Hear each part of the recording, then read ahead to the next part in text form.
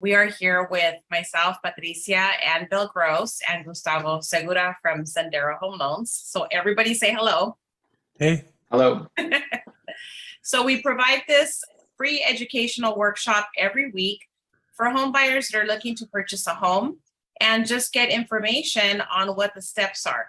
So every week we'll bring in a different topic, all related to the home buying process. This is meant to help you succeed in your home ownership goals. So we love to be a part of that journey with you and guide you every step of the way. So today we are starting off with our rates today are at 7.22 for a 30-year fixed mortgage. Whew. And so how does that sound, Bill? Well, see, if my stock went up as much as the interest rates, I'd be rich.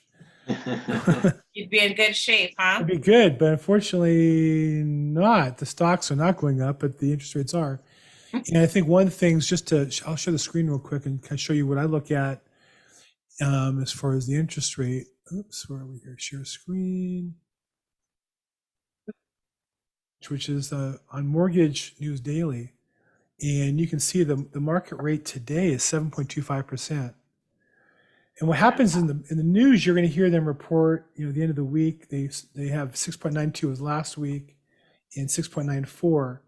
What happens is the news, they contact lenders, they spend a week doing that, and they gather the paperwork and report it. But they're always like a week to 2 weeks behind the actual number. And you can see when they report their numbers is either October 13th or October 19th, which is now, actually that was when they reported it, but it was a survey from over a week ago. But we know the market's gone up to 7.25 today. And so I always tell people, don't get nervous when you hear the news reporting, we crossed 7. We crossed 7 a week or two ago.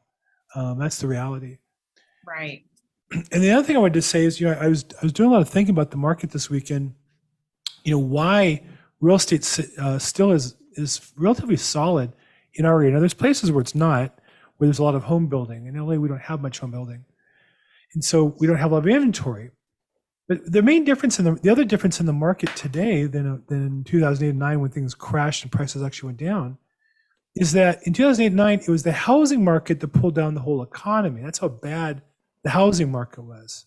Right. And as a result of bad mortgage policy, bad banking, bad investing, the market dropped. Here, the economy is inflated and the economy is maybe facing a slowdown, and that's slowing down, but the value of housing still is going up because people still want to live in houses at the end of the day. And so it's not that the housing market's crashing and taking the economy with it, it's the economy slowing down and pulling down the housing market from expanding more than it might. So it's a different market than 2008, 2009, which is the only time in history when housing prices actually went down nationally. So it seems to me like the housing market's still poised for a modest, slower increase, but still an increase. I think buyers should know they should be comfortable their equity would be protected if they buy something at the right price today. Yeah, no, I think definitely. And the numbers that I saw last week, I think it was the appreciation here in Orange County was still like 8.1% from last year. Yeah. So, people talk about that slowdown, and yeah, it was 25 before, but it went down to more normal levels of 8%, and maybe it goes down to 5, but it's still appreciating. Right. It's still going to be much better year over year instead of paying rent, and that money just goes away, thin air, basically. So. Yeah. Mm-hmm. Yeah, and investments. If investment, you get a good rate of return. Doesn't matter what the rate is if you get a rate of return at that investment. And so, as a result, investment prices have been affected because the interest rates are higher. But people still can look at a deal and say, well, if it cash flows and I make a good return on my money, then I'll still buy the property. So that's still driving the market. Right. Definitely. Even though those investment rates, to your point, investors are looking at that as a return that they get cash flow, and it's going to be something that they can sell later on, maybe in 2, 3, 4, 5 years. And those rates are not, any better. Those rates are north of 8% because it's an investment property where they require more down payment, and the government has increased those interest rates on the investment properties to try to make more room for primary homeowners. So that happened in March of this year, but we still have investors going after them because they know the value of real estate. Yeah. Yeah. So Yeah. and talking about what you were mentioning right now about the news, you know, I heard them report that the real estate market is imploding. I mean, to me, when I hear imploding, that's definitely not what's happening right now in the real estate market. No. Yeah. You know, it's just a way to scare buyers and sellers too, because especially at this time of the year, you know, hearing that type of news, it sounds like it's not a good time to sell your home. It sounds like it's not a good time to buy a home. When in reality, it still is. As long as you can afford the payment that you're being presented by your lender, which Gustavo goes over all that information. You know, we're working with a buyer right now that we're trying to get qualified, and it's just a matter of collecting all of the documentation to get prepared for that pre-approval and making sure that you can afford the payment. So it's still a good time to buy, even right now that we're coming into the winter months. You know, you have less competition than you would during the spring market. So this is an excellent time to buy a home and also list your property, because again, you will have that fewer sellers, fewer buyers at this time of the year. So your home will stand out more as opposed to the spring market. You'll have more buyers coming in to look at your property. So I keep telling my clients, this is an excellent time too. If you're thinking about buying or selling, this is a time, you know, to do it. Well, I think it gets down to their particular case. You know, I happen to do a lot of probate business where there's people who's passed, and the people now the house don't want to live there. And I took a listing today on a property in downtown Los Angeles. We had another one in out of state. I can tell you that they were happy with the prices that they could get because the market's improved over time, and they have to sell. And it's a good time for them to sell. It's a good time to sell if it's a good time to sell. And I think trying to time the market, you can overthink things too much. And that's what some people are trying to do. Yeah, definitely. You hear like it's like investing, right? It's like once you get into it, once you're in the market, once you got your home, there you have options presented to you, whether it's a refinance, there's equity, or whether you sell that and you move up to your next home. So once you're in the game, you start having options opening up to you, and you start going away from renting. You start seeing the value of home ownership and what it's going to do for you in 5-10 years.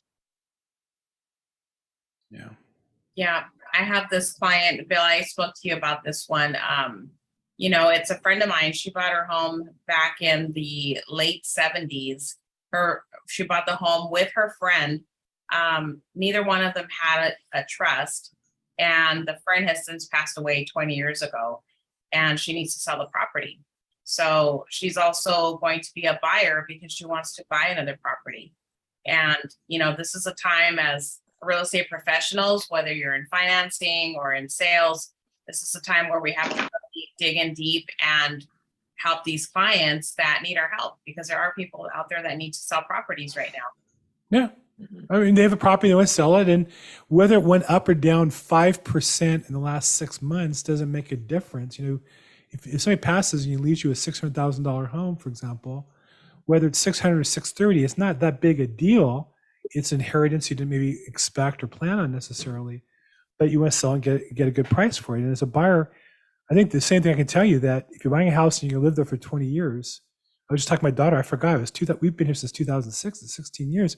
Everything, doubles, quadruples in 16 years. It doesn't really matter whether we bought the house at 870 or 900, it's going to be worth a lot more 16 years later. That's just how real estate works. Yeah, absolutely. Even if you're thinking of holding on to the property, I mean, that's the best thing to do right now.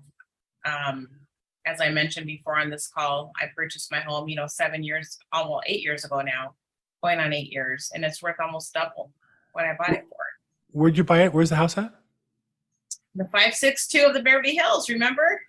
In Downey. No, the Beverly Hills of the Beverly Hills of the 562. 562, yes. Exactly. That's it. Yeah. That's it, exactly. So we all see buyers who are having success and excited after they get the house. We also have people we talk to who just aren't really ready to make that decision. What would you say to somebody who's scared? They watch the news a lot. I mean, when you search on YouTube, there's 10 million articles on housing crash. Mm. And the crash is still, I mean, I'm still getting paid. We're still closing deals. We're still selling houses. Nothing's gone down in price. Right. There's exceptions in Arizona, near where they were building houses, and in Texas. In Florida, they were building a lot and it slowed down. But now, after the hurricane, it wiped out a lot of the houses being built. So now, again, there's no excess inventory, and those housing prices now are jumping up again. So it's funny how life changes. But what would you say to somebody who probably can afford a house, wants to live there to raise a family, or live in the same place for 20 years, wants to live in Downey next to Patricia Castillo, wants to live the big life of Downey, the 562? What would you say to them to help encourage them to make that oomph to get over the hump? Well, I look at, I talk to them about their situation. If they've been renting for a few years now, that's basically, as Gustavo mentioned, it's money that's just being thrown out the window.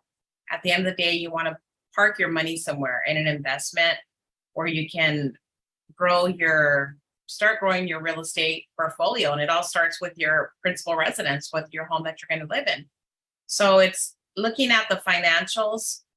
If they're going to live there for at least, looking at what the goals are, if they want to stay in a certain area for at least 5 years, maybe 10 years, then it would make sense to buy if you can afford the payment right now. Because as we know, the real estate market is cyclical, and so are the interest rates. They're not going to stay this high forever. One of my clients that I just opened escrow with a couple of weeks ago on a condo in Azusa, they were renting and their lease is actually expiring in January. So this is perfect. We went to go see property. They were interested in a condo. We got a price reduction of about $43,000. Wow. So it makes sense. And the only way that you're going to know is if you take that first step to see what you qualify for. And after that, leave the negotiations to me. I will talk with the other agent. And if you're looking at buying a home, this is a time for negotiations. Negotiations are key right now in this market. She's brutal, let me tell you. Being on the other side of her. Getting my emails at 10 o'clock at night. Well, look, you are a strong advocate for your clients. I mean, I think that's the thing. I respect that. I think, we live in different times. Most real estate agents, when you get into, what I call sharp elbows, when you play basketball, there's, you box out, you use your body. I'm a big guy, so I would stick my butt out, to take up a little extra room to block the other guy out. And there's sharp elbows. It means like you hold your arm firm. Someone runs into it's going to hurt. And I think in real estate, there's times to have soft elbows. There's times to have sharp elbows. And I think sometimes, I always want the other agent to be a friend. I always want to get along with them. It makes the negotiations easier. I always send a gift afterwards to the other agent as a thank you for selling my listing. But sometimes during the escrow, you need some. Sorry? I said, all right, what am I getting? Special. I don't know. I can't get you the regular thing. I need to get you something special. Maybe for yours, we'll cater a party or something from your client or from the. Yeah. I think there's a couple of we should talk about that. But anyhow, my point is, I really like you. We really get along. But even agents we don't. Sometimes you have to have sharp elbows. You have to. I think sometimes real estate agents are, quick to be nasty, and I think also slow to be firm. And I think there's a difference between being firm and nasty. And a lot of times I'll just say no quietly, and then the other agent will vent a little bit and let them go a little bit. But you want to be a strong advocate for your clients, and you want to use the appropriate tool at the appropriate time. And I know you do, Patricia. That's what, because you were in escrow, you closed so many deals on the administrative side of the paperwork and the contracts that it was a natural for you to become a real estate agent to be able to advocate for your clients. Yeah, I'm looking forward to this one. They're selling their business in downtown LA and opening up this new location. So they do really well with up and coming areas and really gravitating to those markets and the demographics and seeing what the need is in those areas for different types of food and diversifying, choices for dining. And so they're just excited, and I'm excited. Can't wait till we close. You're doing your client in Venice? Yes. Yeah, be exciting. Be a fun one. Okay, what else? What else? What other tips we have, Gustavo? What tips do you have for Oh, buyers I in was today's market? I was gonna add to Patricia about, what is, what do we tell buyers at this moment, right? And what I'm doing is I am showing them a rent versus buy, basically calculation and benefits.